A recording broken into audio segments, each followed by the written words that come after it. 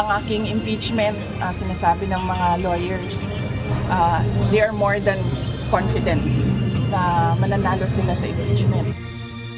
Vice President Sara Duterte sinabing kumpiyansa ang kanyang mga abogado na kaya nilang maipanalo ang kinakaharap na impeachment case. Yung iba, pinaghihirapan yung malakas salita kasi talagang walang visa yung content namin kaya medyo nakakapito.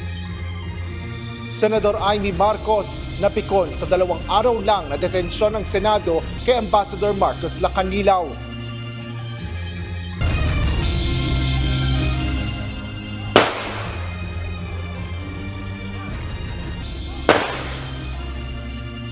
National artist at superstar Nora Honor binigyan ng State Necrological Service at full military honors sa kanyang libing. Diving operation para hanapin ang 2 pang nawawalang crew ng tumaob na MV Honghai 16 sa Occidental Mindoro. Binawasan na ng Philippine Coast Guard.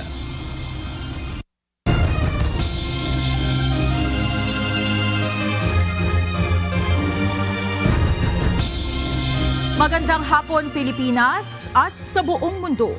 Tayo po ay sabayang napapakinggan sa Radyo La Verdad 1350 ang UNTV Radio. Una sa ating mga balita. Tiwala si Vice President Sara Duterte sa legal team na humahawak ng napipintong impeachment case laban sa kanya. Tiwala rin ng abogado niya na kaya nilang maipanalo ang kinakaharap na impeachment case. Ito ang balita ni Jed Neresina. Ang aking impeachment, sinasabi ng mga lawyers, they are more than confident na mananalo sila sa impeachment. Ako naman, I am most confident with the lawyers working on my impeachment case. More than confident. Ganito inilarawan ni Vice President Sara Duterte ang kanyang mga abogado sa napipintong impeachment hearing. Ayon sa bise, base sa pakikipagpulong sa kanyang legal team kamakailan, tiwala ang mga ito na mapapanalo nila ang kaso. Hindi na niya idinetalye ang mga paghahanda sa napipintong pagdinig. Ngunit kampante rin aniya siya sa kakayahan ng mga ito base sa kanilang ginagawang trabaho. Hindi ko naman masabi kung ano yung preparations ng mga abogado sa impeachment. Pero nung pag-uwi ko galing The Hague ay nag-meeting kami dahil isa din yon sa mga inaasikaso ko. At sinabi nila that they are more than confident in winning the impeachment trial, impeachment case. Muli rin niyang ipinaliwanag ang pag-eendorso kina Senator Amy Marcos at Representative Camille Villar. Ito'y matapos sabihin ng ilang kongresista na ang hakbang na ito ni VP Sara ay isang paraan upang maseguro ang maraming kakampi sa Senado pagdating ng paglilitis. Yun ang obligation ko sa ngayon, nakiusap ang dating Pangulong Duterte para sa mga senators.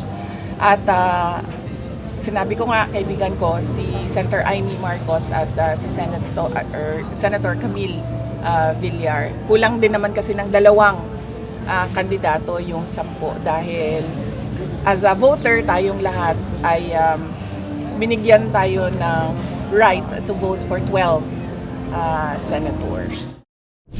Dagdag pa ni VP Duterte na ang pagpili kay Senator Marcos at Representative Villar ay tugon sa hiling na tulong ng kanyang ama na si dating Pangulong Rodrigo Duterte na buuin ang senatorial slate ng PDP laban. Una na niyang sinabi na naniniwala siya na mayroong common vision para sa bayan ang dalawa. Hangad umano ng mga ito na gawing payapa at masagana ang Pilipinas at naniniwala rin si VP Sara na kaya nitong buwagin ang aniyay political division sa bansa. Jed Neresina, UNTV News and Rescue. Diyos ang aming sandigan, serbisyo publiko ang aming pinahahalagahan. Sa gitna ng kabi-kabilang paninira sa social media at politika, nagpasalamat si Vice President Sara Duterte matapos tumaas ang kanyang approval at trust ratings sa pinakabagong Pulse Asia Survey. Batay sa nasabing survey, umangat ang approval rating si VP Sara sa 59% noong Marso kumpara sa 52% noong Pebrero. Tumaas din ang trust ratings ng pangalawang Pangulo mula sa 53% noong Pebrero sa 61% pagdating ng buwan ng Marso. Well, nagulat ako nung nakita ko yung numbers ng pagtitiwala ng mga tao sa akin dahil sa sobrang dami ng lumabas ng paninira sa kung saan man, galing sa mga politiko, galing sa social media, lahat, all sides, merong paninira. Nakakagulat na tumataas yung numbers. So, maraming salamat! Thank you. Sa gitna ng patuloy na ingay sa politika, may mga isyong tila napapabayaan na ng mga matataas na opisyal ng pamahalaan. Ayon sa isang analyst, ang estado ng ekonomiya ng Pilipinas ang isa sa dapat higit na pagtuunan ng pansin ngayon ng pamahalaan. Ito ang balita ni Nel Maribuhok. Tuwing nag-aaway yung mga political leaders natin, nalupat ang mga position na ino-occupy nila ay yung mga pinakamatataas na political positions. Talagang naapektuhan yung halimbawa yung policy making, yung pag-implement ng mga programa.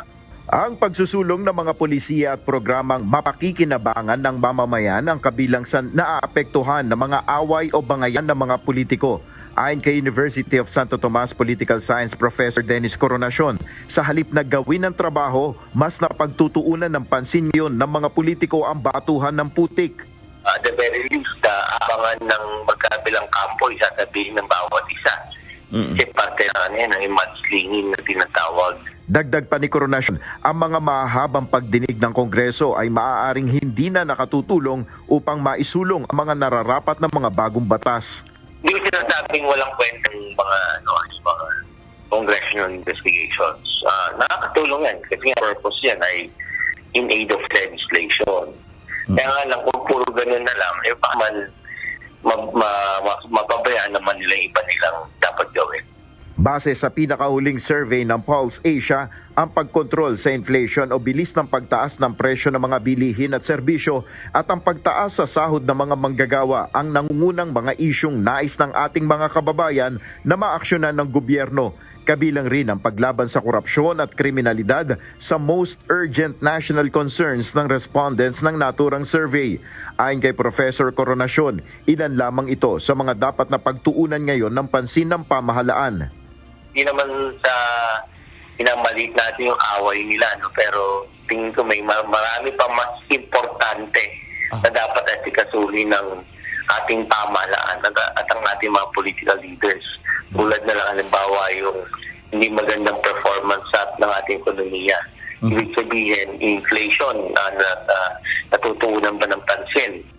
Sa kabila ng ingay sa politika, ayon kay Professor Coronacion, hindi naman niya nakikitang naapektuhan si Pangulong Ferdinand Marcos Jr. sa kanyang trabaho. Nel Maribuhok, UNTV News and Rescue, Diyos ang aming sandigan, serbisyo publiko ang aming pinahalagahan.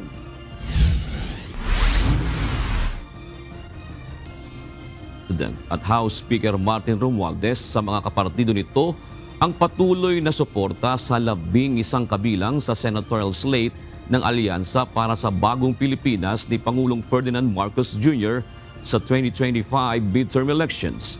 Ginawa nito ang pahayag sa isang pagtitipong ng national at local leaders ng Lakas CMD sa Imelda Hall, Aguado, Malacanang Compound sa Manila, araw ng Martes, April 2020. No ifs and buts about it. Ito talagang ihingi ko sa iyo. Please lang. Please. Straight alyansa. Dinin natin lahat sila. Walang iwanan dito. Ito ang gusto nating mahal na Pangulo.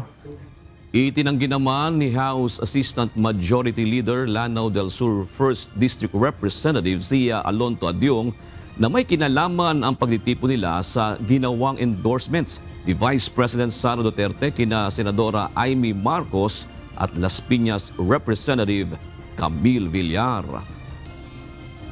Is this triggered po by the endorsements nga po na in-announce ni VP Sara?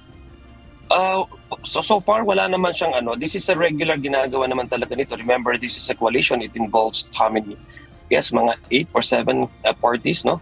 So this is a broad coalition. So it really requires periodic assessment and meetings.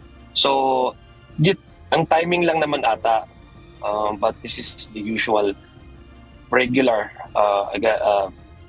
na assessment and yung updates from the party leaders from the local level.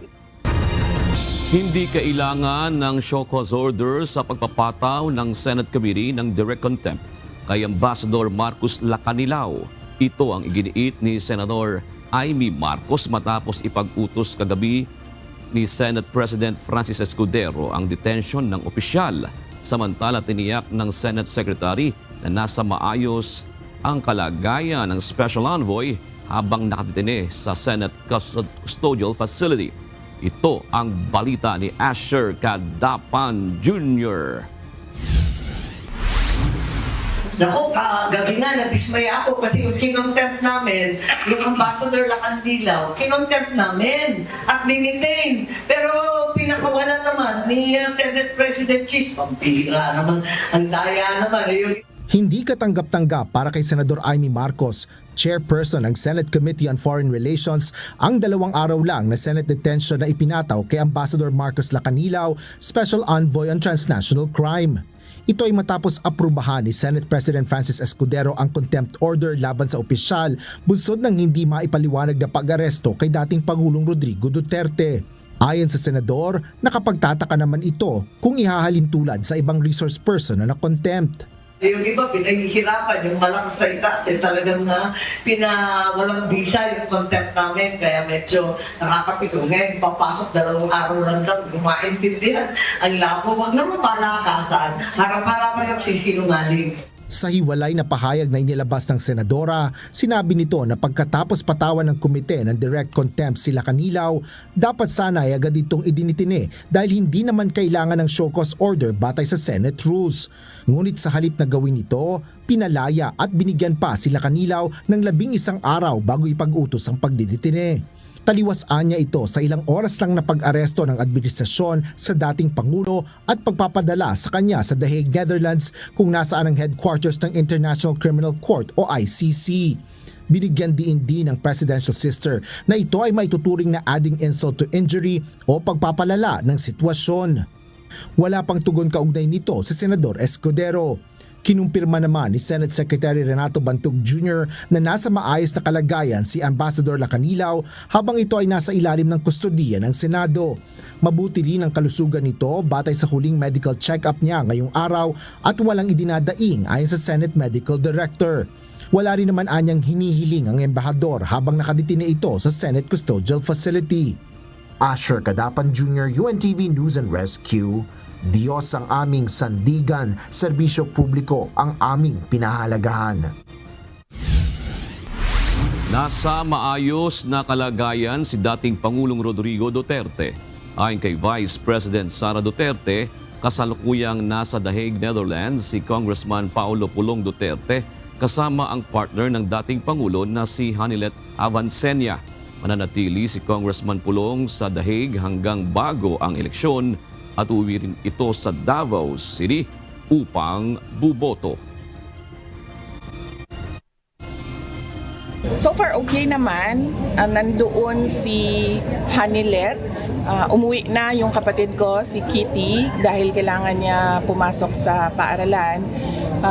Nandoon yung partner ni President Duterte ngayon, si Hanilet.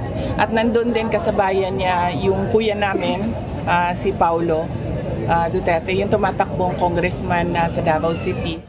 So ang maiwan doon ngayon ay si Congressman Pulong Duterte hanggang bago sa araw ng eleksyon dahil kailangan din niyang umuwi, dahil kailangan niyang bumoto sa Davao City.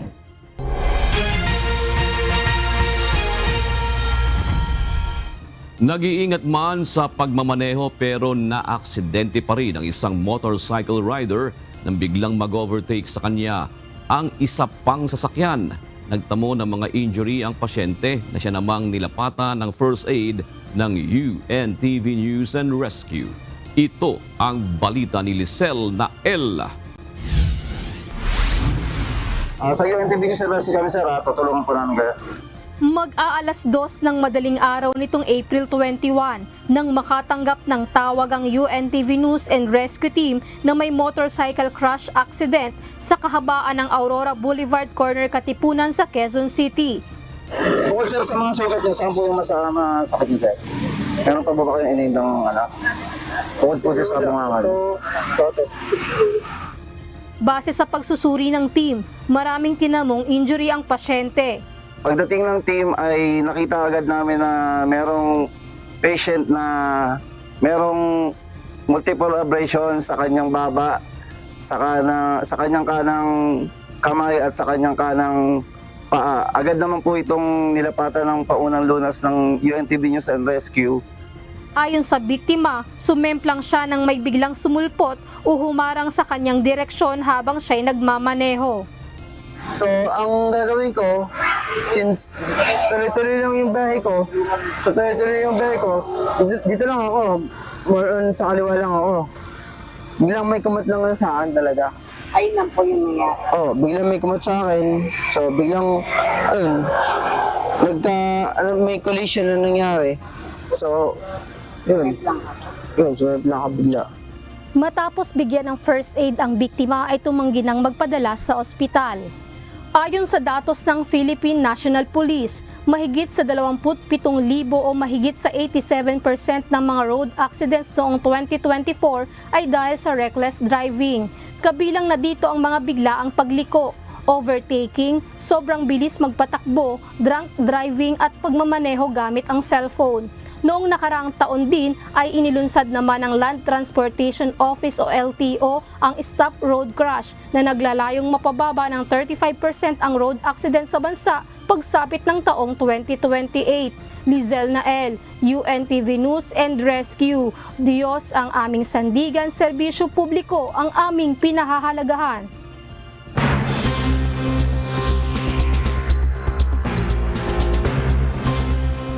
Nagsimula na ang maagang pagboto sa Australia nitong Martes, kung saan bahagyang lumamang ang Labour Party ni Prime Minister Anthony Albanese laban sa oposisyon. Lumalakas ang suporta kay Albanese habang bumababa ang popularidad ni Peter Dutton matapos ang kontrobersyal na mungkahing ibalik sa opisina ang mga empleyado ng gobyerno at magbawas ng trabaho. Ayon sa pinakabagong news poll, 4 na puntos ang kalamangan ng Labour Party matapos isama ang boto mula sa maliliit na partido. Samantala, kinansela ng parehong partido ang pangangampanya ngayong araw bilang respeto sa pagpanaw ng Head of State ng Vatican. Nakatakdang ianunsyo ni Health Secretary Robert F. Kennedy Jr. ang pagbabawal sa ilang artificial food dyes sa pagkain. Ayon sa U.S. Department of Health and Human Services, ang napipintong phase-out sa petroleum-based synthetic dyes ay maituturing na isang mahalagang hakbang tungo sa layunin ng pamahalaan na gawing malusog ang mamamayan ng Estados Unidos.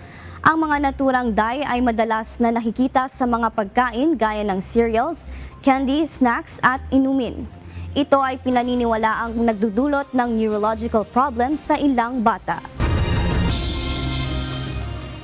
Simula sa Hulyo, mahigpit nang ipatutupad ang pagsusuot ng akmang damit at sapatos sa mga aakyat sa Mount Fuji bilang bahagi ng bagong panuntunan ng Yamanashi Prefecture. Sa online reservation system na magbubukas ngayong Huwebes, kailangang sumang-ayon ang mga bisita sa mga patakaran gaya ng hindi pagkakalat ng basura at hindi paglabas sa mga itinalagang trail. Ang hakbang ay tugon sa lumalalang siksikan at dami ng mga dayuhang turista na hindi angkop ang pananamit noong nakaraang taon. Kailangan din magbayad ng 4,000 yen bilang advance payment para sa pag-akyat.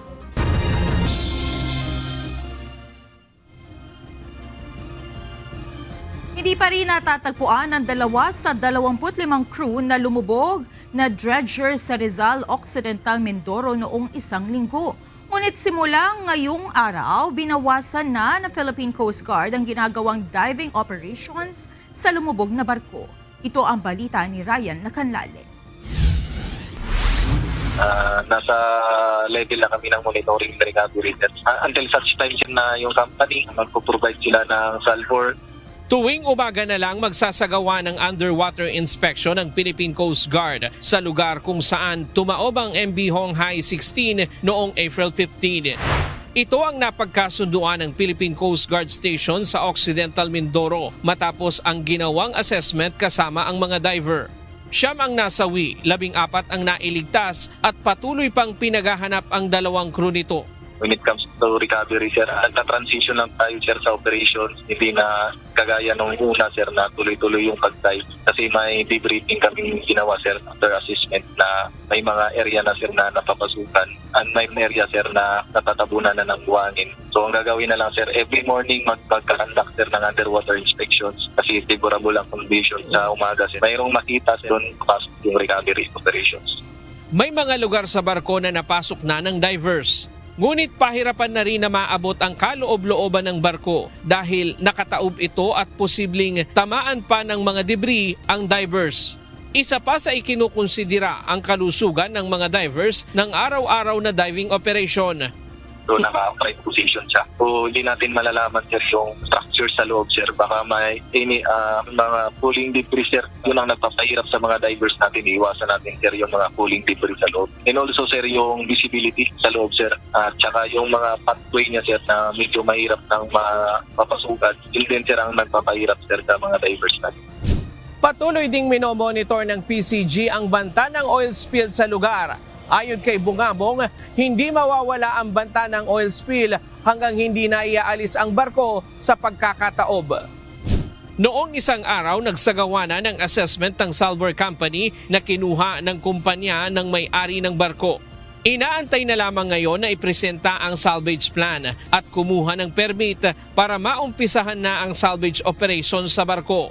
Patuloy namang nakalatag ang oil spill boom sa paligid ng barko para sa precautionary measure. Nakaantabay din ang iba pang gamit ng PCG para mapigilan kung may banta ng oil spill sa lugar. Ryan Lacanlale, UNTV News and Rescue. Diyos ang aming sandigan, serbisyo publiko ang aming pinahahalagahan.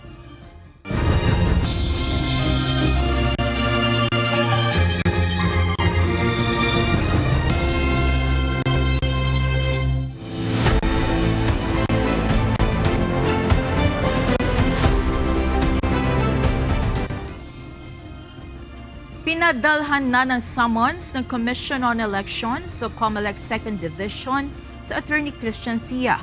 Kaugnay ito sa inihain sa kanyang disqualification case ng COMELEC Task Force SAFE. 3 kandidato naman kasama ang isang national candidate ang pagpapaliwanagi ng COMELEC dahil sa issue ng vote buying. Ito ang balita ni Dante Amento. Ayaw natin pangunahan yung gagawin ng division, pero katulad din po ng first division at second, lahat naman po ng kaso ng disqualification ay minamadali at ginagawa ng paraan na madesisyonan kaagad bago po mag-eleksyon para naman po walang agam-agam yung mga tumatakbo kung siya ba ay disqualified o hindi.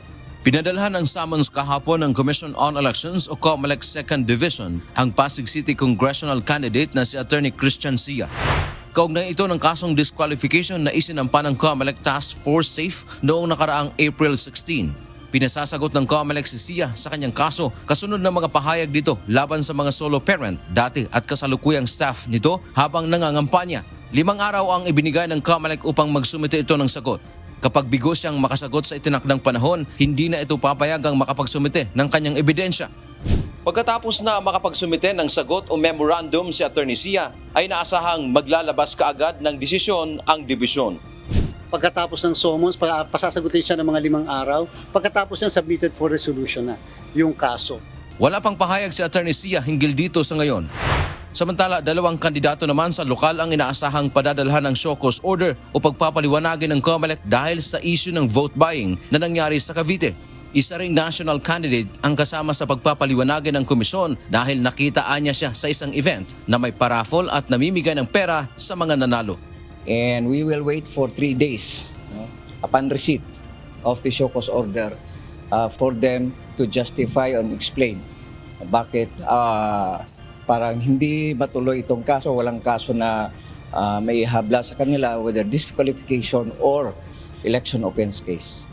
Dante Amento, UNTV, News and Rescue. Diyos ang aming sandigan, serbisyo publiko ang aming pinahahalagahan.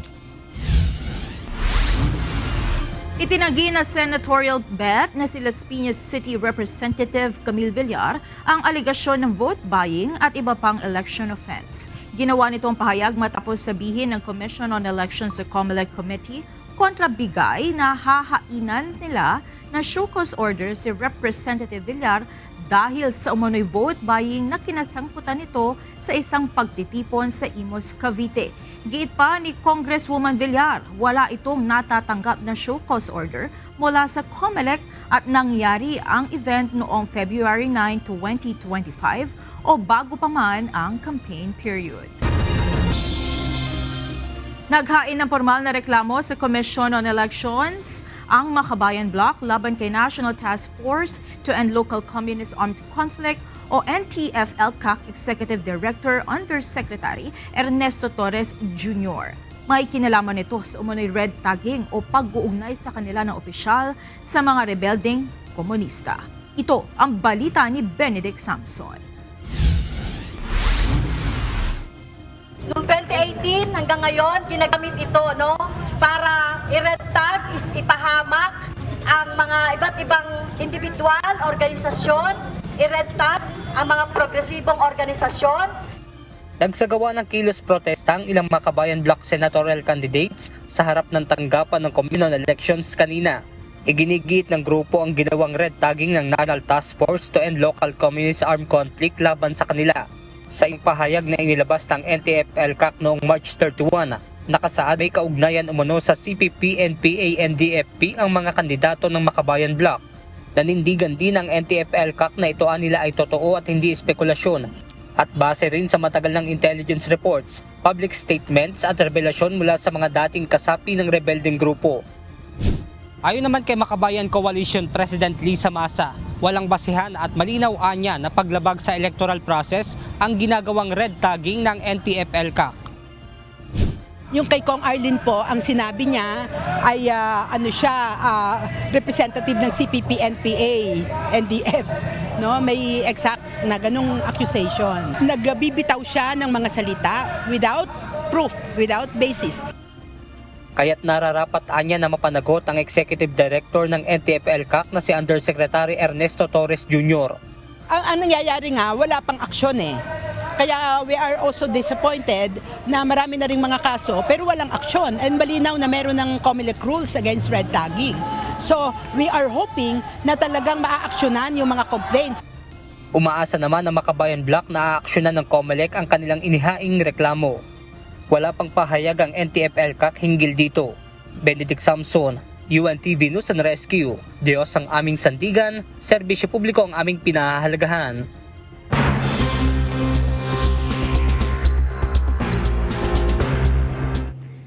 Nanindigan ang Trump administration sa desisyong ipatigil ang pagbibigay ng pondo sa Harvard University na galing sa taxpayer funds. Ito'y sa kabila ng pagsasampa ng lawsuit ng nasabing universidad sa U.S. Federal Court. Ito ang balita ni Klein Sinka. All the president is asking, don't break federal law and then you can have your federal funding. Sa halip na sumunod sa hinihingi ni U.S. President Donald Trump, nag-file ng lawsuit ang Harvard University sa U.S. Federal Court laban sa pag-freeze ng Trump administration sa nakalaang mahigit $2 billion grant sa naturang paaralan. Ayon sa inilabas na statement ng presidente ng Harvard University sa website nito, ang pagpigil sa pagbibigay ng pondo ng pamahalaan sa nasabing universidad ay unlawful o labag sa batas at hindi sakop na otoridad ng pamahalaan. Matindi rin at pangmatagalan ang posibleng maging consequence ng freeze funding dahil mabibinbin ang mga sinasagawang research para mapabuti ang kalagayan ng mga cancer survivor na mga bata at iba pa. Sinagot din sa naturang pahayag ang naging isa sa basihan ng Trump administration sa pagpapahinto sa pondo ng Harvard ang anti-Semitism na hindi umano nito kinukonsente, sa halip ay patuloy nitong nilalabanan. Ipinangako rin ng universidad na ilalabas nito ang mga ulat mula sa task force na binuo pa noong nakaraang taon bilang katunayan na may ginagawa itong paraan upang sawatain ang diskriminasyon laban sa mga Jews. Sa kabila nito, naninindigan pa rin ng Trump administration na ang federal assistance ay binibigay sa institusyon gaya ng Harvard ay galing sa mga taxpayers at ang taxpayers funds ay isang pribilehiyo na nawala sa Harvard dahil hindi nito nagawa ang basic conditions para ma-access ito. Klein Singka, UNTV News and Rescue USA. Diyos ang aming sandigan, serbisyo publiko ang aming pinahalagaan. Matagumpay na naisagawa ng China ang kauna-unahang humanoid half marathon. Nilahukan ito ng 21 humanoid robots na tumakbo sa 21-kilometer route kasabay ng 12,000 tao sa Yizhuang, Beijing. Unang nakatapos ang robot na si Chang'e Ultra na nakapagtala ng 2 oras at 40 minuto. Halos 2 oras na mas mabagal ito kaysa sa nanalong tao. Karamihan sa mga robot ay sinamahan ng human trainers, nakasuot ng running shoes at ilang beses pinalitan ng baterya sa gitna ng karera. Ayon sa mga organizer, bahagi ito ng pagtutok ng China sa humanoid technology bilang bagong industriya para sa economic growth. Aksidenteng nahulog ng isang KA-1 light attack aircraft ng South Korean Air Force ang mga armas at tangke habang lumilipad sa Pyeongchang noong Biyernes ng gabi. Ayon sa investigasyon, nagkamali ang piloto sa pagpindot ng jettison button habang inaayos ang heater sa gitna ng malakas na hangin sa loob ng kanyang helmet. Bumagsak ang mga kagamitan sa liblib na bahagi ng Yongwol at walang naiulat na nasaktan o nasirang ari-arian. Dahil dito, pansamantala ng pinahinto ang operasyon ng halos lahat ng aircraft ng Air Force at naapektuhan ang Freedom Flag Joint Air Drill kasama ang United States. Binigyang diin ng isang House leader na hindi lang presidency ang apektado ng pagkalat ng fake news sa bansa. Gayunman, mahihirapan nang makabuo ng panukalang batas kontra misinformation at disinformation online dahil malapit nang matapos ang 19th Congress. Ito ang balita ni Rosalie Cos. It's not just the presidency. You see fake news affecting business. You see fake news affecting education. Maraming naapektuhan. Isa sa mga nakaaapekto sa integridad ng isang institusyon ang paglaganap ng fake news. Ayon kay House Assistant Majority Leader, Tingog Party List Representative Jude Asidre, hindi lang si Pangulong Ferdinand Marcos Jr. ang apektado ng online disinformation at misinformation. Ginawa nito ang pahayag matapos ituro ng Malacanang ang fake news na isa sa mga dahilan ng pagbaba ng approval at satisfaction ratings ni PBBM. Kaya para kay Congressman Asidre, napapanahon ng makabuo ng polisiya para sugpuin ang pagkalat ng fake news. Kaya nga, ako talagang panawagan natin na magkaroon na tayo ng saktong framework kung paano natin It's not a matter of limiting the freedom of expression ng mga gumagamit ng social media, but it is really upholding and protecting the rights of others also. Gayunman, aminado itong kukulangin na sa oras dahil matatapos na ang 19th Congress. Sa June 2 hanggang 13 ang balik sesyon ng Kongreso at June 14 naman ang Sine Die adjournment. Kaya posibleng sa susunod na Congress na umano maipasa ang panukalang batas na tutugon sa lumalalang krisis ng fake news sa bansa. Kasi when we meet again in June, 2 weeks lang yon ng session, no? Pero ako talaga, especially in the next coming Congress, I think it's time. Una, creating that framework that would establish.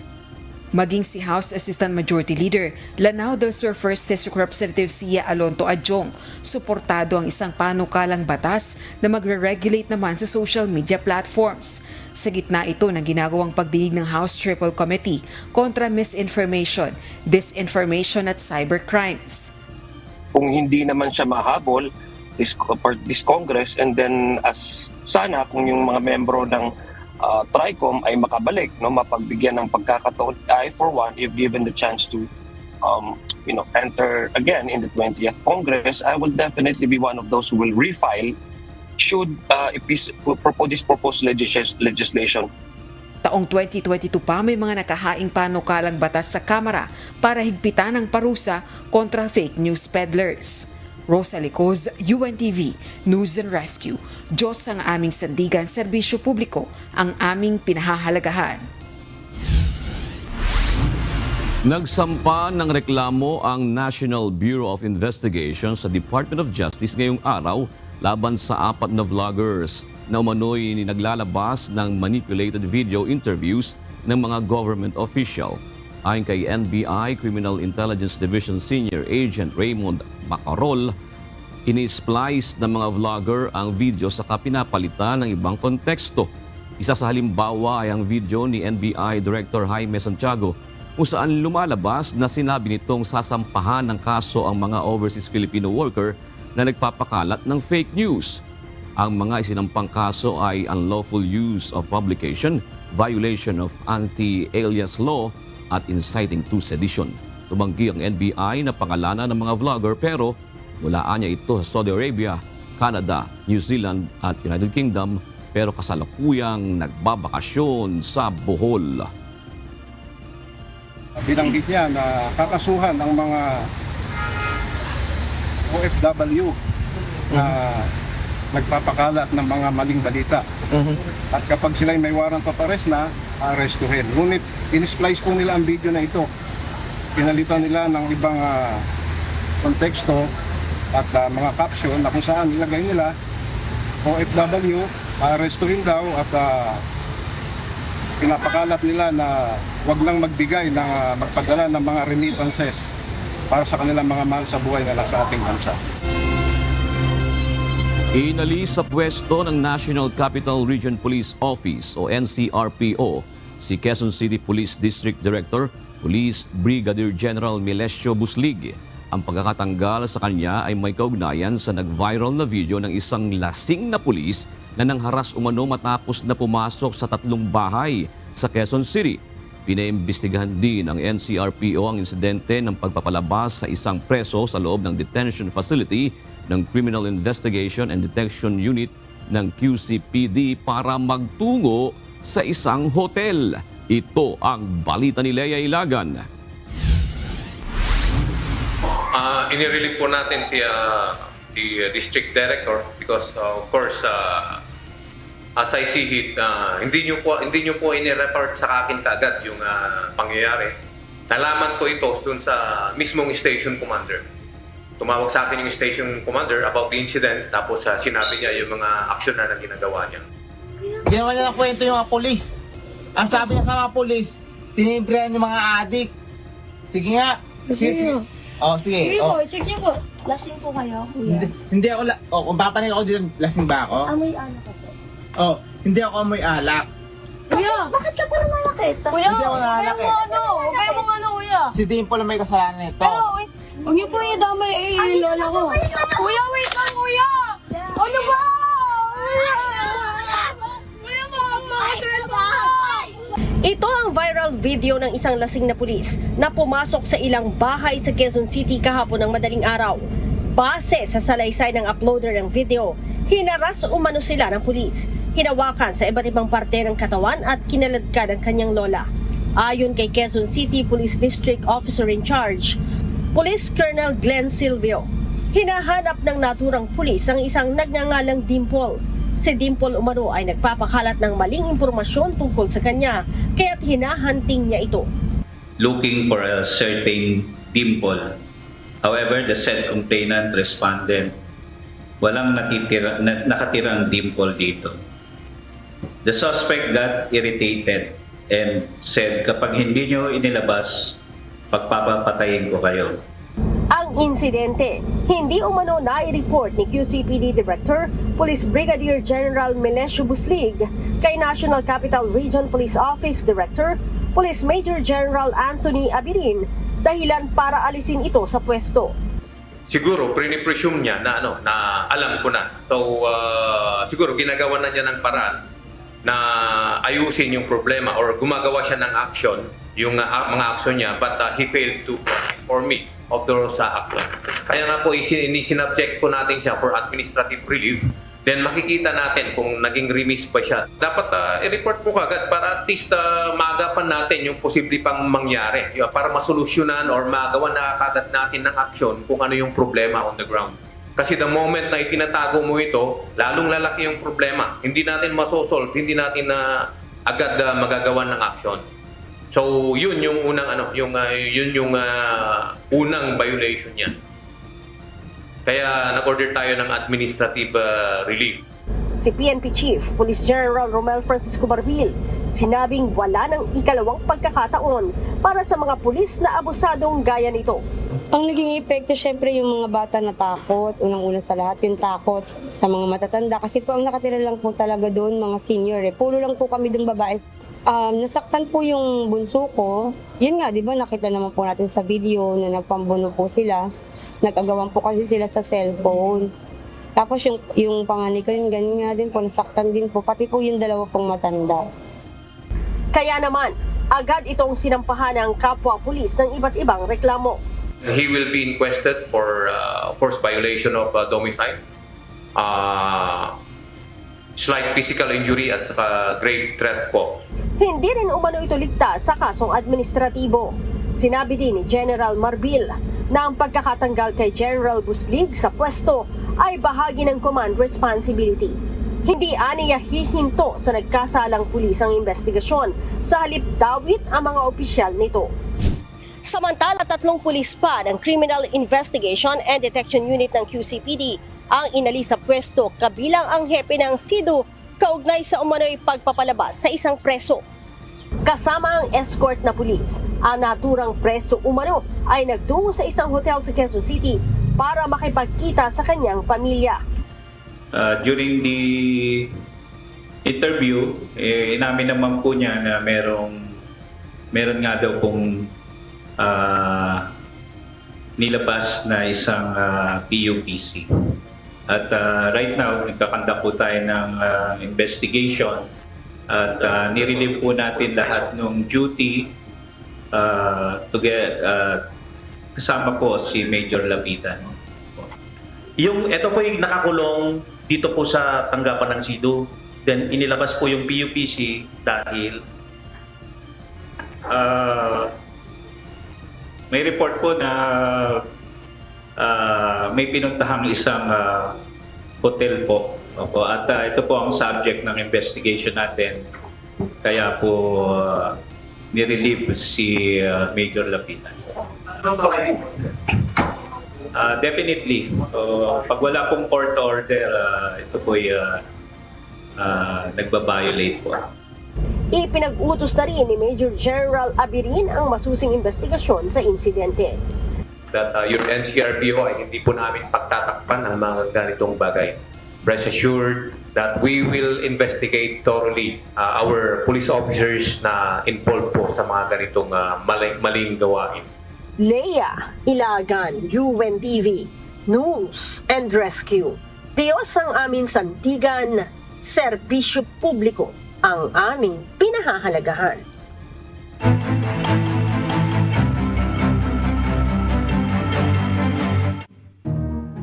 Isang baby bus ang nagliyab sa harap mismo ng isang gasoline station sa Cavite. Samantala, posibleng simulan na sa Hunyo ang pagtatayo ng 7 tig-4 na palapag na school buildings sa Cebu City.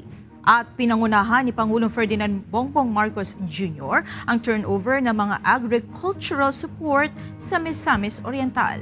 Ito ang balita ni JP Nunez. Sa Cavite, Isang pampasadang ibibas ang umusok at nagliyab sa tapat mismo ng isang gasolinahan. Nangyari ang insidente kahapon, April 21, sa General Trias Drive, Barangay Tejeros Convention, Rosario, Cavite, bandang 1:00 ng hapon. Makikita sa video ni Aya Morena na nagtulong-tulong na ang mga tao para apulahin ang apoy gamit ang mga fire extinguisher. Wala namang napaulat na nasaktan sa insidente dahil mabilis na nakalabas ng bus ang driver at mga sakay ng baby bus. Sa Cebu City, plano nang simulan ang konstruksyon ng 7 4-story school building sa June ngayong taon.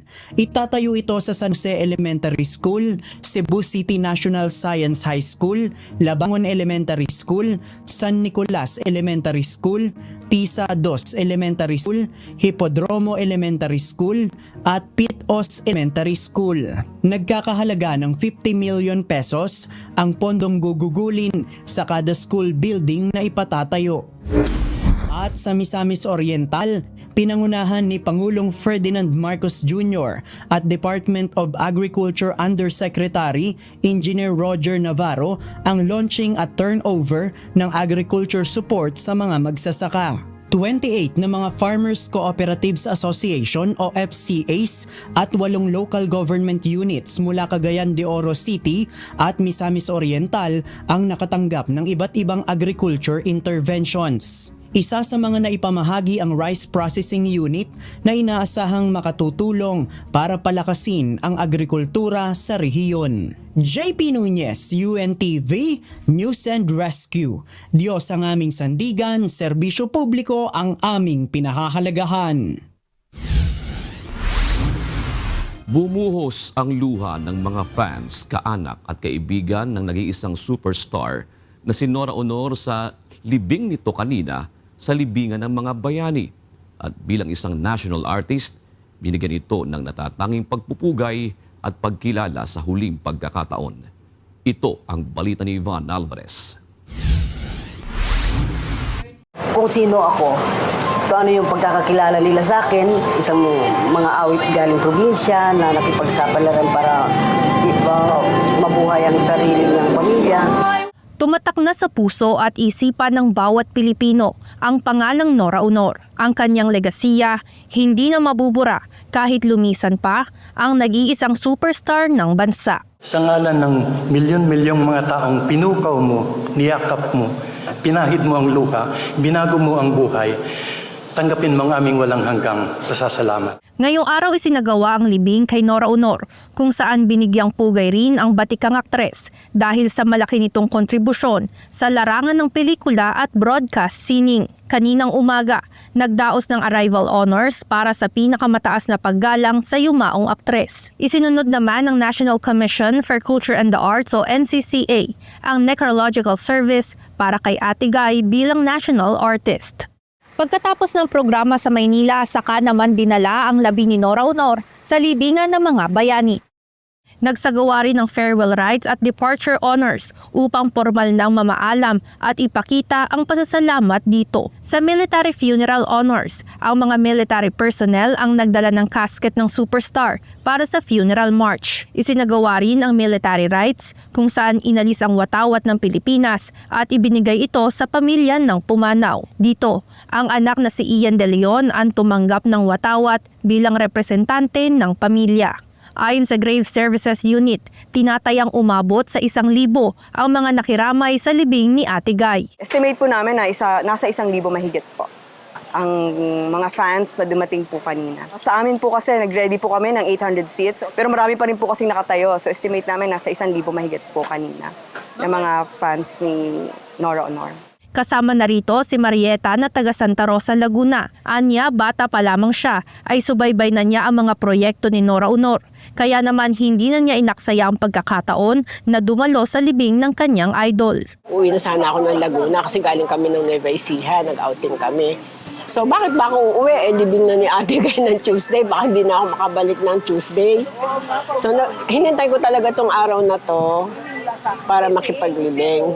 Si Winifredo naman, kahit hindi kahenerasyon si Ate Guy, masugid ding tagahanga ng veteranang aktres.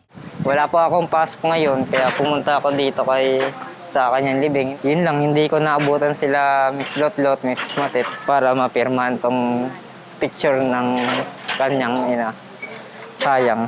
Kahit dinagsa ng fans, matiwasay namang nairaos ang programa ng pamilya at mga malalapit na kaibigan ni Nora Aunor. Lahat naman po ng fans ay sumunod sa protocol, and at the same time, lahat po ng sinasabi ng mga security forces ay sumusunod naman po sila. Oo, na hindi bawal yung magsisigawan, bawal yung nagpipicture-picture muna habang ongoing yung seremonyas, kasi may mga VIPs po tayong dumating kanina.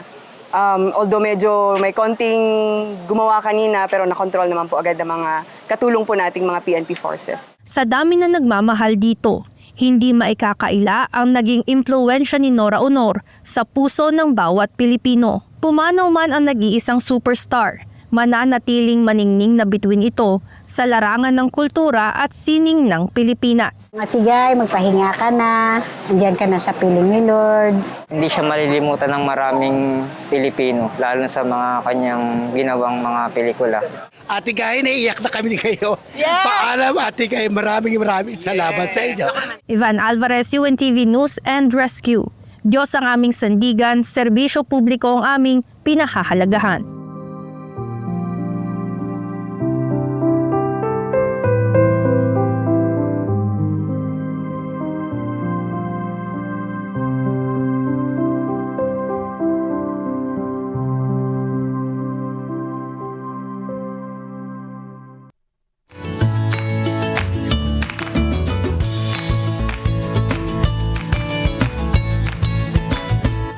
Iba talaga yung alagad ka ng sining eh. No? Makikita mo sa gesture pa lang, sa mata, sa facial expression. Alam mo talaga kung sino yung magagaling na artist talaga. Sa pamilya po ng nag-iisang superstar na si Miss Nora Aunor, tayo ay nakikiramay. Naalala ko lang, Marvy, June, meron kasi tayong isang pelikula na ginawa, nakasama yan si Ate Gay. Isang araw yung title. Hindi ako iyakin kasi sa mga movies sa ganyan, pero yung nag-iisang maikli lang na participation niya doon, grabe talaga yung luhang binuhos ko kasi talaga napakagaling niya. Kaya malaking kawalan yung kanyang pagpanaw, pero ganun pa man po tayo nakikita. Kagabi nga dun sa interview kay Boy Abunda, Noranian din pala siya. Oo. Sinasabi niya nung bata pa siya nung lumuwas siya galing sa summer daw. Madaling araw pa lang nag-aantay na sila doon sa place kung saan magpapakita sila Guy and Pip. Tapos, ang nangyari, di nila alam, hapon pa pala yun. Pero hindi sila umalis doon kasi nga, pag umalis ka daw, mawawala ka na ng pwesto. Ganun katindi. Pero nung kinawayan daw siya, feeding niya daw, siya lang ang natatanging kinakawayan na tinitingnan ni Ate Gay. Ganun daw talagang feeling ng mga fans nung araw. Mga ganun. So, si Marvy mukhang hindi niya inabot. Welcome sa Marvy dito sa ating studio. Nice to meet you in person. Opo. Kailan ba ang dating mo? Kailan ka lumabas? Dumating po kami dito nung Monday po ng umaga. Monday. Oo. Ano ba ngayon? Ano ba ngayon? Tuesday? Tuesday. Kahapon lang. Kahapon nun. Parang napaisip ako. Akala ko sa linggo. Oo. Kahapon lang. Tapos, mukhang babalik kayo kaagad, di ba? Opo. Babalik din po kami ng Sunday night po. Bibili lang yata kayo ng suka eh. Opo, parang paano lang po ng init. Speaking of init, kumusta ang, kasi dito sa Philippines, ramdam mo na siguro, no? Opo. Yung summer season. Sa Australia ba, pag ganito mga panahon, ganun din? Currently sa Australia, autumn or fall po ngayon nun. Dapat malamig na po pero mainit pa rin po yung may heat waves pa po, 40 degrees Celsius. So parang ganun din po yung feeling dito sa Opo. Mainit yun. Mainit po, opo. Ano pagkakaiba ng init dito sa init doon? Parang dito po sa Pilipinas, parang medyo malakit po yung... May pollution kasi. Opo. Nandito ka sa city. Opo. Yeah. So, welcome sa iyo, Marvy, ha? So, hindi kayo magagala? Hindi naman po masyado. Hindi masyado? Akyat po kami ng Baguio sa... Pwede, kasi mainit. Opo. Bukas po. Hindi, taga doon yung mother niya talaga. Ganun din. Opo. Bibisitahin po namin yung lola ko po. Sige. So, bukas na dito ka ba? Babiyahin na po kami bukas. Nga pala, mabilis nga pala nga ito. Pero at least nakadaan siya, no? At Kahit least, sa maikling panahon na yon, isa kadaan. Kasi napapanood ka lang ng mga fans mo sa pag nasa Australia, ay, si Marvin na. Ganun eh. Di ba? At dahil dyan, sulitin na natin yung pagdalaw niya. Ikaw ang magbasa ng Sige. May komentaryo ba tayo? Sige, may komentaryo Meron tayo. nga ba? Meron. Sige. Tingnan Marvin, natin. pasensya ka na ha. Pahinga muna Ganyan kami talaga. Hanggang dulo, ikaw na lahat. Oo, ganyan kami mag-welcome sa mga pumupunta dito. Go ahead, Marvin. Narito naman ang komentaryo ng ating mga kausi ngayong araw ng Martes. Salamat at shout out kina Remy Balunzo, Chito Villahermosa, Go ahead. Alberto Elevado, Jamil Sulay.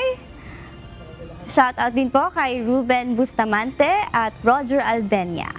Sa'yo rin yan, ha? Lubusin na. Pati ba the word sa kanya na rin? Pati the word. Ako, tinaban. Sige. Mga kasangbahay, kung may mga istorya po kayong nais balikan sa Ito Ang Balita, pwede nyo po itong muling mapanood sa ating mga official social media account. Magtungo lamang po sa UNTV News and Rescue YouTube channel at i-click ang subscribe button. Gayon din sa aming Facebook at TikTok accounts. Mapapanood nyo rin po rito ang iba pang news programs ng UNTV, pati na ang iba pang video ng nag-iisang public service channel. Kaya subscribe, like, and share. Narito naman ang salita ng Diyos na ating sandigan mula sa aklat ng awit 5 at 4 na nagsasabi, sapagkat ikaw ay di isang Diyos na may kaluguran sa kasamaan. Ang masama ay hindi tatahang kasama mo.